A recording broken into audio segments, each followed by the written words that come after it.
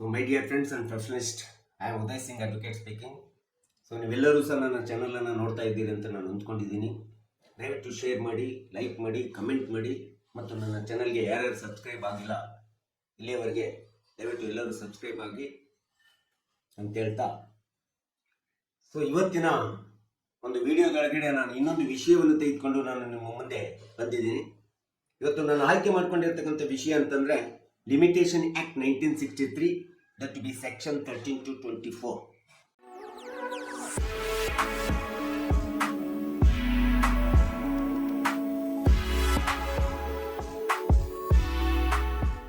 ಕಾಲಮಿತಿ ಕಾಯ್ದೆ ಅಡಿ ಒಳಗಡೆ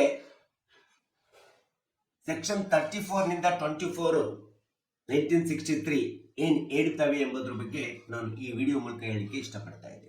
ಸೊ 1963ರ ಕಾಲಮಿತಿ ಕಾಯ್ದೆ ಸೆಕ್ಷನ್ 13 ನಿಂದ 24 ವರೆಗೆ ಯಾವ್ಯಾವ ಸೆಕ್ಷನ್ ಏನೇನು ಕಾಲಮಿತಿಯ ಅಂಶವನ್ನ ವ್ಯಕ್ತಪಡಿಸ್ತೇವೆ ಅಥವಾ ವಿಷಯವನ್ನ ಹೇಳ್ತೇವೆ ಎಂಬತಕ್ಕಂಥದ್ದನ್ನ ನಾವು ಈ ವಿಡಿಯೋ ಮೂಲಕ ಒಂದಿಷ್ಟು ತಿಳ್ಕೋಬೇಕಾಗಿದೆ. ಸೊ 1963ರ ಕಾಲಮಿತಿ ಕಾಯ್ದೆ ಸೆಕ್ಷನ್ 13 ನಿಂದ ಹಿಡಿದು 24 ವರೆಗೆ ಎಕ್ಸೆಂಪ್ಷನ್ ಆಫ್ ಲಿಮಿಟೇಷನ್ ಬಗ್ಗೆ ಹೇಳ್ತೇವೆ. ಕಾಲಮಿತಿ ರಿಯಾಯಿತಿ ಅಥವಾ ವಿನಾಯಿತಿಯನ್ನ ಹೇಗೆ ಪಡ್ಕೋಬಹುದು ಎಂಬತಕ್ಕಂಥದ್ದನ್ನ ಈ ಸೆಕ್ಷನ್ಸ್ಗಳಲ್ಲಿ ನಾವು ಯಾವುದೇ ಒಂದು ಸಿವಿಲ್ ದಾವೆಯನ್ನು ಹೂಡುವಂತ ಸಂದರ್ಭದೊಳಗಡೆ ಪಕ್ಷಗಾರರಾಗ್ಲಿ ಅಥವಾ ವಕೀಲರಿಗಾಗ್ಲಿ ಈ ಒಂದು ಅಂಶ ತುಂಬಾ ಅವಶ್ಯಕವಾಗಿರ್ತದೆ. ಸೆಕ್ಷನ್ 13 ಅನ್ನ ನಾವು ನೋಡ್ತಾ ಹೋದಂತ ಸಂದರ್ಭದಲ್ಲಿ 1966ರ ಕಾಲಮಿತಿ ಕಾಯ್ದೆ ಒಳಗಡೆ ಆರ್ಡರ್ 33 CPC ಅಡಿಯಲ್ಲಿ exclusion of the time limit ಅಂತೇಳಿ ಹೇಳ್ತದೆ.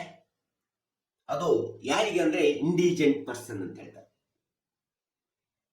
ಇಂಡಿಜೆಂಟ್ ಪರ್ಸನ್ ಅಂತಂದ್ರೆ economically weaker section, the poor person is unable to getting the basic access of the needs of the life, that is food, shelter, clothing ಇರಬಹುದು. ಇಂಥ ಒಬ್ಬ indigent person he has to prove through with his affidavit before the honorable court is a indigent person.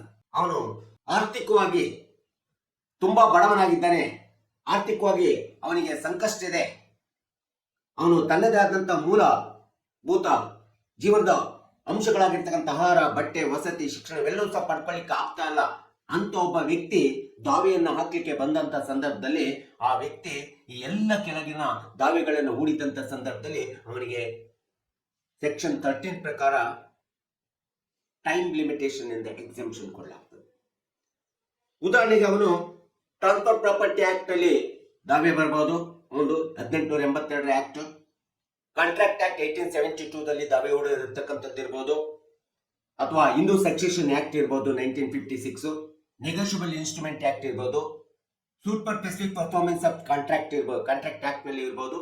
ಎಲ್ಲ act ಗಳಿಂದ act ನೊಳಗಡೆ ಯಾವುದೇ ವಿಧವಾದ ದಾವೆಯನ್ನ ಬಂದಂತ ಸಂದರ್ಭದಲ್ಲಿ ಅಂತ ವ್ಯಕ್ತಿ ಇಂಡಿಜೆಂಟ್ ಪರ್ಸನ್ ಅಂತೇಳಿ ಅವನಿಗೆ ಸೆಕ್ಷನ್ 13 ನಲ್ಲಿ ಲಿಮಿಟೇಷನ್ ಇಂದ ವಿನಾಯಿತಿ ಅಥವಾ ಎಕ್ಸೆಂಪ್ಷನ್ ಅನ್ನ ರಿಯಾಯಿತಿಯನ್ನು ಕೊಡ್ತಕ್ಕಂಥದ್ದು ಅಂತೇಳಿ ಈ ಸೆಕ್ಷನ್ 13 ಹೇಳ್ತಕ್ಕಂಥದ್ದು ನಾವು ನೋಡ್ತೀವಿ. ಇದು ಒಂದು ಅತಿ ಪ್ರಮುಖವಾದಂತಹ ಅಂಶ. ಹಾಗೆ ಸೆಕ್ಷನ್ 14 ಅನ್ನ ನೋಡ್ತಾ ಹೋದಂತ ಸಂದರ್ಭದಲ್ಲಿ ಈ ಸೆಕ್ಷನ್ 14 ಪ್ರಕಾರ ನಾವು ಯಾವುದೇ ಒಂದು ಸಿವಿಲ್ ದಾವೆಯನ್ನ ಫೈಲ್ ಮಾಡಿದಂತ ಸಂದರ್ಭದಲ್ಲಿ ಲಿಮಿಟೇಷನ್ ಇಂದ ವಿನಾಯಿತಿ ಸಿಗುತ್ತೆ, ಎಕ್ಸೆಂಪ್ಷನ್ ಸಿಗುತ್ತೆ. ಅದು ಯಾವ ಸಂದರ್ಭದಲ್ಲಿ ಅಂತಂದ್ರೆ ಬೋನೋಫೈಡ್ ಲಿಮಿಟೇಷನ್ ಇರ್ಬೋದು, ನಾವು ಅಪೀಲ್ ಮಾಡಿದಂತ ಸಂದರ್ಭದಲ್ಲಿ ಇರ್ಬೋದು, ರಿವಿಷನ್ ಇರುವಂತ ಸಂದರ್ಭದಲ್ಲಿ ಇರ್ಬೋದು, ಕಂಪ್ಯೂಟೇಷನ್ ಆಫ್ ದ ಲಿಮಿಟೇಷನ್ಸ್ ಅಂತೇಳಿ ಹೇಳ್ತೀವಿ. ಆಸ್ ಪರ್ ಸೆಕ್ಷನ್ 6 ಅನ್ನ ನಾವು ಅಟ್ಯಾಕ್ ಮಾಡ್ತೇವೆ. ಜೊತೆಗೆ ಸೂಟ್ ಅನ್ನ competent court jurisdiction doctrine determine the doctrine ಅಂತೇಳಿ ಬಂದಂತ ಸಂದರ್ಭದಲ್ಲೂ ಸಹ ಸೆಕ್ಷನ್ 14 ಅನ್ನ ಅಟ್ಯಾಕ್ ಮಾಡಿ ನಾವು ಲಿಮಿಟೇಷನ್ ಆಕ್ಟ್ ನಿಂದ ವಿನಾಯಿತಿ ಅಥವಾ ರಿಯಾಯಿತಿಯನ್ನು ಪಡೆಯಬಹುದು. On the basis of the good faith ಇರಬಹುದು, ಡ್ಯೂ ಟು ಡೆಲಿಜೆಂಟ್ ಪರ್ಸನ್ ಅಂತೇಳಿ ಕಂಡು ಬಂದ ಸಂದರ್ಭ ಇರಬಹುದು, ಪ್ರುಡೆಂಟ್ ಪರ್ಸನ್ ಅಂತೇಳಿ ಕಂಡು ಬಂದ ಸಂದರ್ಭ ಇರಬಹುದು. ಎಲ್ಲ ಸಂದರ್ಭಗಳಲ್ಲಿ ಸೊ ಜೂರಿಸ್ಡಿಕ್ಷನ್ ಅನ್ನ ಡಿಟರ್ಮಿನ್ ಮಾಡುವಂತ ಸಂದರ್ಭದೊಳಗಡೆ ಸೆಕ್ಷನ್ 14 1963 ಲಿಮಿಟೇಷನ್ ಆಕ್ಟ್ ಪ್ರಕಾರ ಎಕ್ಸೆಂಪ್ಷನ್ ಅನ್ನು ಪಡ್ಕೊಳ್ತೀವಿ ಪ್ರತಿಯೊಬ್ಬ ಪಕ್ಷಗಾರ. ಇದು ನಮಗೆ ಎಲ್ಲರಿಗೂ ಸಹ ಗೊತ್ತಿರಬೇಕೆಂಬುದು ತುಂಬಾ ಅವಶ್ಯಕತೆ ಇದೆ. ಅಥವಾ ಪ್ರೇಯರ್ ಅಂಡ್ ಸಬ್ಸಿಕ್ವೆಂಟ್ ಪ್ರೊಸೀಡಿಂಗ್ಸ್ ಅನ್ನು ಮಾಡುವಂತ ಸಂದರ್ಭದಲ್ಲಿ ನ್ಯಾಯಾಲಯ ಎಕ್ಸೆಂಪ್ಷನ್ ಅನ್ನು ಪಡ್ಕೊಳ್ಬಹುದಾಗುತ್ತೆ. Prosecuted by the same party ಅಂತೇಳಿ ಬಂದಂತ ಸಂದರ್ಭದಲ್ಲಿ ಈ ಒಂದು ಸೆಕ್ಷನ್ 14 ಪ್ರಕಾರ ಲಿಮಿಟೇಷನ್ ರಿಯಾಯಿತಿಯನ್ನು ನಾವು ಪಡ್ಕೋಬಹುದು. ಸೊ ಈ ಎಲ್ಲ ಅಂಶಗಳಲ್ಲಿ ನಾವು ಸೆಕ್ಷನ್ 14 ಅನ್ನ ಅಟ್ಯಾಕ್ ಮಾಡಿ ಲಿಮಿಟೇಷನ್ ಇಂದ ಎಕ್ಸಂಪ್ಷನ್ ಅನ್ನ ಪಡ್ಕೊಳ್ಳತಕ್ಕಂಥ ಅವಕಾಶವನ್ನ 1963 ಲಿಮಿಟೇಷನ್ ಆಕ್ಟ್ ನಲ್ಲಿ ಹೇಳಿರ್ತಕ್ಕಂಥದ್ದು ನಾವು ನೋಡ್ತಾ ಇದ್ದೀವಿ. ಅದೇ ತರ ಸೆಕ್ಷನ್ 15 ಸಹ ಕೆಲವೊಂದು ಸಂದರ್ಭಗಳಲ್ಲಿ ಪ್ರತಿಯೊಬ್ಬ ಪಕ್ಷಗಾರರಿಗೆ ಮತ್ತು ವಕೀಲರಿಗೆ ನಮಗೆ ಗೊತ್ತಿರಬೇಕಾಗುತ್ತೆ. ಈ ಒಂದು ಲಿಮಿಟೇಷನ್ ಇಂದ ಎಕ್ಸಂಪ್ಷನ್ ಸಿಗ್ತದೆ ಈ ಒಂದು ಸೆಕ್ಷನ್ 15 ಅಡಿಯಲ್ಲಿ. ಅದು ಯಾವ ಸಂದರ್ಭದಲ್ಲಿ ಲಿಮಿಟೇಷನ್ ಆಕ್ಟಿನ ಸೆಕ್ಷನ್ 15 ಅಡಿಯಲ್ಲಿ ನಾವು ಲಿಮಿಟೇಷನ್ ಇಂದ ರಿಯಾಯಿತಿಯನ್ನ, ವಿನಾಯಿತಿಯನ್ನ ಅಥವಾ ಎಕ್ಸಂಪ್ಷನ್ ಅನ್ನು ಪಡ್ಕೋಬಹುದು ಅಂತಂದ್ರೆ ಎಕ್ಸಿಕ್ಯೂಷನ್ ಆಫ್ ದ ಪಾರ್ಟಿಷನ್ ಇರಬಹುದು, ಅಥವಾ ಯಾವುದೇ ಒಂದು ದಾವೆಯನ್ನು ಹೂಡಿದಂತ ಸಂದರ್ಭದಲ್ಲಿ ಸ್ಯಾಂಕ್ಷನಿಂಗ್ ದ ಇಂಜಂಕ್ಷನ್ ಆರ್ಡರ್ ಮಾಡಿದಂತ ಸಂದರ್ಭದಲ್ಲಿ ಇರಬಹುದು, ಅಥವಾ ಕೋರ್ಟ್ ಸ್ಟೇ ಆರ್ಡರ್ ನ ಗ್ರಾಂಟ್ ಮಾಡಿದಂತ ಸಂದರ್ಭದಲ್ಲಿ ನಾವು ಲಿಮಿಟೇಷನ್ ಇಂದ ವಿನಾಯಿತಿ ಎಕ್ಸಂಪ್ಷನ್ ಪಡ್ಕೊಳ್ತೀವಿ ಸೆಕ್ಷನ್ ಅಡಿ ಒಳಗಡೆ. ಮತ್ತು ಇಂಜಂಕ್ಷನ್ ಆರ್ಡರ್ ನ ಸೆಕ್ಷನ್ 15 ಕ್ಲಾಸ್ 1 ಅಡಿ ಒಳಗಡೆ ವಿತ್ಡ್ರಾ ಮಾಡ್ಕೊಳ್ಳುವಂತ ಸಂದರ್ಭದಲ್ಲೂ ಸಹ ನಾವು ಲಿಮಿಟೇಷನ್ ಇಂದ ವಿನಾಯಿತಿಯನ್ನು ಎಕ್ಸಂಪ್ಷನ್ ಪಡ್ಕೊಳ್ಳತಕ್ಕಂಥದ್ದು ನಾವು ನೋಡ್ತೇವೆ. ಅಷ್ಟೇ ಅಲ್ಲದೆ ಸೆಕ್ಷನ್ 15 ಕ್ಲಾಸ್ 3 ಮತ್ತು 4 ಅನ್ನ ನಾವು ನೋಡ್ತಾ ಹೋದಾಗ ಯಾವುದೇ ಒಂದು ಸರ್ಕಾರದ ಗ್ರಾಮ ಪಂಚಾಯತಿ ವಿರುದ್ಧವಾಗಿ ಯಾವುದೇ ಒಂದು ಸಿವಿಲ್ ದಾವೆಯನ್ನು ಹೂಡಿದಂತ ಸಂದರ್ಭದಲ್ಲಿ ಆ ಗ್ರಾಮ ಪಂಚಾಯತಿ ಸೆಕ್ರೆಟರಿ ಅಪಾಯಿಂಟ್ಮೆಂಟ್ ಆಗದೇ ಇದ್ದಂತ ಸಂದರ್ಭದಲ್ಲಿ ಅವನ ನೇಮಕಾತಿ ಮಾಡಿಕೊಳ್ಳುವುದಕ್ಕೋಸ್ಕರ ನಾವು ಈ ಒಂದು ಸೆಕ್ಷನ್ 15 ಕ್ಲಾಸ್ ಸಬ್ ಕ್ಲಾಸ್ 3 ಮತ್ತು 4 ಅಡಿ ಒಳಗಡೆ ಲಿಮಿಟೇಷನ್ ಇಂದ ವಿನಾಯಿತಿಯನ್ನು ಪಡ್ಕೋಬೇಕಾಗುತ್ತೆ. ಮತ್ತು ಅಂತ ಒಂದು ಗ್ರಾಮ ಪಂಚಾಯತಿಯ ಕಾರ್ಯದರ್ಶಿಯ ನೇಮಕಾತಿ ಮಾಡುವಂತ ಉದ್ದೇಶವನ್ನು ಇಟ್ಕೊಂಡು ನಾವು ವಿನಾಯಿತಿಯನ್ನು ಪಡ್ಕೋಬಹುದು.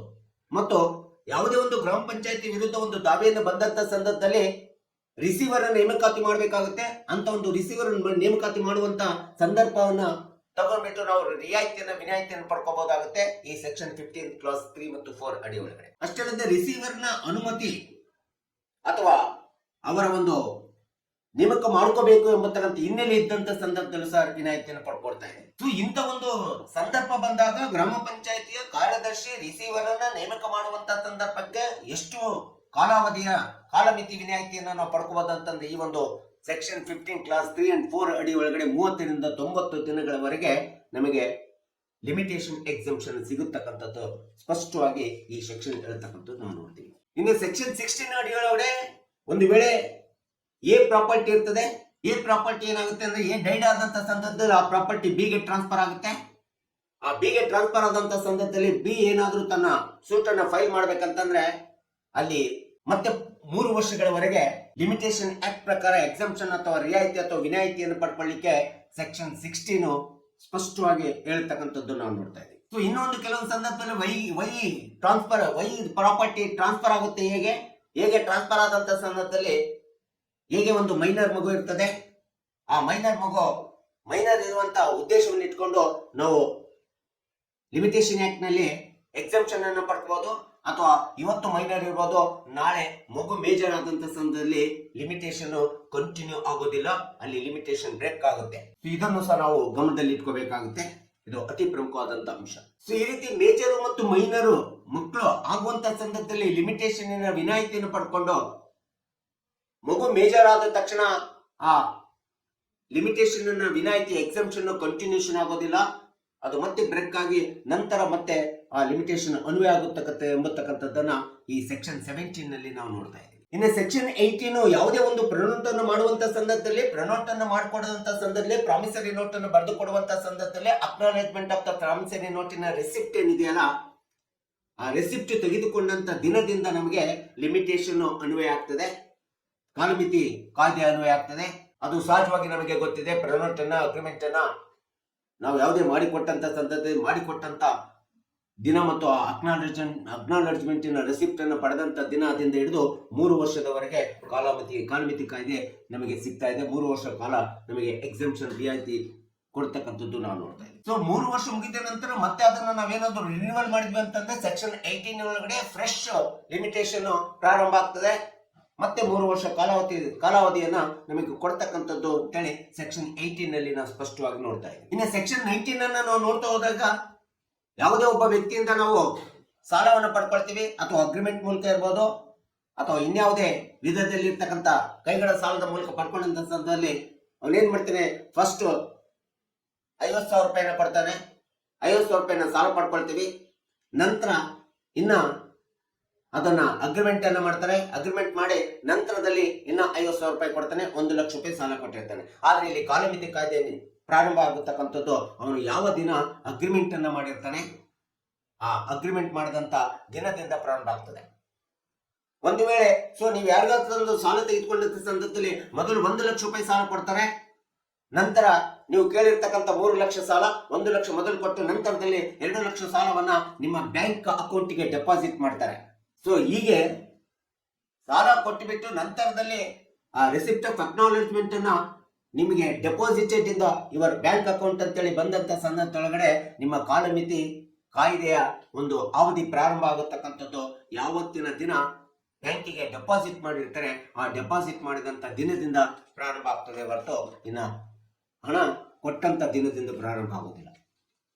ಈ ರೀತಿಯಾದಂತ ಒಂದು ಕಾಲಮಿತಿ ಕಾಯ್ದೆಯ ರಿಯಾಯಿತಿಯನ್ನ ವಿನಾಯಿತಿಯನ್ನ ನಾವು 1963ರ ಅಡಿಯಲ್ಲಿ ಕಾಯ್ದೆ ಅಡಿಯಲ್ಲಿ ಪಡ್ಕೊಳ್ಳತಕ್ಕಂಥದ್ದು ಸೆಕ್ಷನ್ 19 ಸ್ಪಷ್ಟವಾಗಿ ಹೇಳ್ತಾ ಇದೆ. ಹಾಗೆ ಸೆಕ್ಷನ್ 20, 23, 24 ಅನ್ನ ನಾವು ಸ್ಪಷ್ಟವಾಗಿ ಒಂದು ಕಾಲಮಿತಿ ಕಾಯ್ದೆಯ ವಿನಾಯಿತಿಯನ್ನು ತಿಳ್ಕೊಬೇಕಂದ್ರೆ ಭಾರತೀಯ ಸಾಕ್ಷ್ಯ ಅಧಿನಿಯಮ ಪುಸ್ತಕವನ್ನು ನಾವು ರೆಫರ್ ಮಾಡಿದಂತ ಸಂದರ್ಭದಲ್ಲಿ ಅದನ್ನ ಇವರು ಬದಲಾವಣೆ ಆದಂತ ಅಮೆಂಡ್ಮೆಂಟ್ ಆದಂತ ಒಂದು ತಿದ್ದುಪಡಿ ಆದಂತ ಒಂದು ಬುಕ್ಸ್ ಅನ್ನ ರೆಫರೆನ್ಸ್ ಮಾಡಿದಂತ ಸಂದರ್ಭದಲ್ಲಿ ಕಾಯ್ದೆನ ರೆಫರೆನ್ಸ್ ಮಾಡಿದಂತ ಸಂದರ್ಭದಲ್ಲಿ ಈ ಒಂದು 23, 24 ಬಗ್ಗೆ ಕಾಲಮಿತಿ ಕಾಯ್ದೆ ಬಗ್ಗೆ ಸ್ಪಷ್ಟವಾದಂತ ವಿವರಣೆಯನ್ನ ವಿಶ್ಲೇಷಣೆಯನ್ನ ಈ ಒಂದು BSA ಕಾಯ್ದೆಯಲ್ಲಿ ಹೇಳಿರ್ತಕ್ಕಂಥದ್ದನ್ನು ನಾವು ತಿಳ್ಕೊಬೇಕಾಗುತ್ತೆ.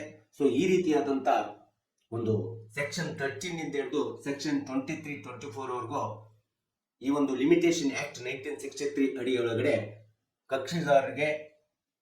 ಪಕ್ಷಗಾರರಿಗೆ ಮತ್ತು ನಮ್ಮಂತ ವಕೀಲರಿಗೆ ಯಾವ್ಯಾವ ಸೆಕ್ಷನ್ ಒಳಗಡೆ ಹೇಗೆ ನಾವು ಕಾಲಮಿತಿ ಕಾಯ್ದೆಯಿಂದ ವಿನಾಯಿತಿಯನ್ನು ಅಥವಾ ರಿಯಾಯಿತಿಯನ್ನು ಅಥವಾ ಎಕ್ಸಂಪ್ಷನ್ ಅನ್ನು ಪಡ್ಕೋಬಹುದು ಎಂಬತಕ್ಕಂಥದ್ರ ಬಗ್ಗೆ ಈ ಒಂದು ವಿಡಿಯೋ ಮೂಲಕ ಸಂಕ್ಷಿಪ್ತವಾದಂಥ ವಿವರಣೆ ವಿಶ್ಲೇಷಣೆ ಕೊಟ್ಟಿದ್ದೀನಿ. ದಯವಿಟ್ಟು ಈ ವಿಡಿಯೋ ಇಷ್ಟ ಆಗಿದ್ರೆ ನೀವೆಲ್ಲರೂ ಶೇರ್ ಮಾಡಿ, ಲೈಕ್ ಮಾಡಿ, ಕಮೆಂಟ್ ಮಾಡಿ ಮತ್ತು ನನ್ನ ವಿಡಿಯೋಗೆ ಸಬ್ಸ್ಕ್ರೈಬ್ ಆಗೋದನ್ನು ಮರಿಬೇಡಿ ಅಂತ ಹೇಳ್ತಾ ಇವತ್ತಿನ ವಿಡಿಯೋಕ್ಕೆ ವಿರಾಮವನ್ನು ಹೇಳ್ತೀನಿ. ನಾನು ಇನ್ನೊಂದು ವಿಷಯವನ್ನು ತೆಗೆದುಕೊಂಡು ನಿಮ್ಮ ಮುಂದೆ ಬರ್ತೀನಿ. ಜೈ ಹಿಂದ್, ಜೈ ಕರ್ನಾಟಕ.